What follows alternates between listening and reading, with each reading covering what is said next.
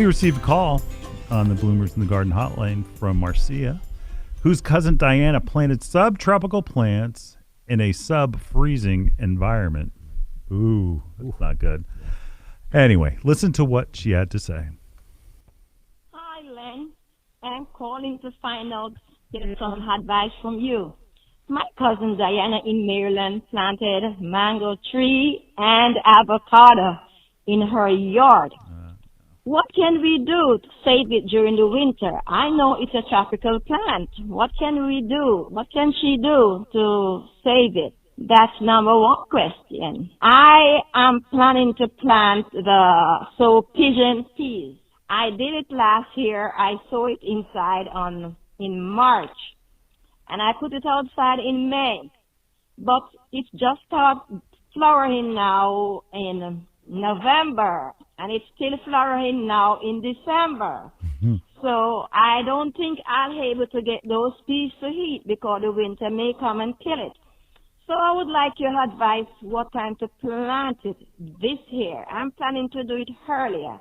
So I'm looking forward to hear from you, the best advisor concerning plants and gardening. Okay?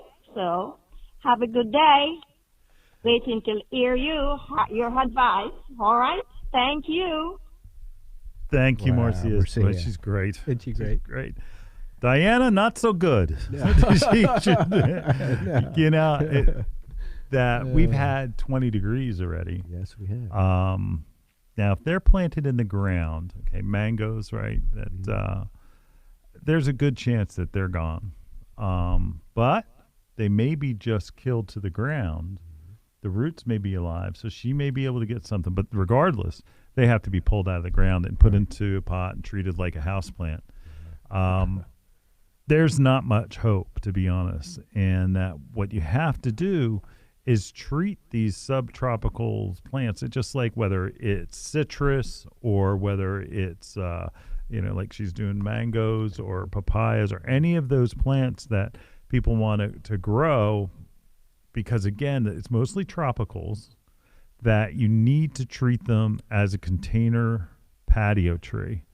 And it can be done. Yeah. It can be done. But, I was thinking about this. I was like, all right, well, the first year, not too hard. No. You plant it, it's growing, it looks great. All right, come on, let's bring it in the house. And then you bring it in the house. And the next year, though, now, my sister Deborah, I don't know, Carol. Deborah, are you out there listening? They had, back in the 70s, 60s, 70s, they went to Florida. My parents went to Florida, and they brought back a little baby alligator. Oh, no. Oh, God. It was cute and all until they had to keep it in the bathtub, and it would hiss at them. And then it was like, what do you do with it? And that's how these tropical plants get, where all of a sudden it's like it's too big to bring in the house, and it's like, what do we do with it? And then that's where they grow in the sewers. Oh, my gosh. No, that's the alligator. Yeah. Anyway, but it's the same type of thing that you got to determine if the work is worthwhile. Right. Now, going back to her second part of her question. Her second part of her question were about those, the pigeon peas can be grown, but they do better the second year. So another plant to be treated as a house plant during this time of the year. You can let it go dormant. It can be colder, but who's got a spot that's like 50 degrees? Oh, I know. Nobody. And so you treat it like a house plant. Put it back outside when the frost-free date is done, which is May 15th in our listening area, and then let it go again. And you'll be able to harvest peas on time as opposed to the way that it was this year. And pigeon peas, they're like a potted pea. Potted pea, yeah. It has its origins actually in parts of Africa and Mideast. Yep. And very, very, very healthy. It's a legume, so it is nitrogen fixed soil.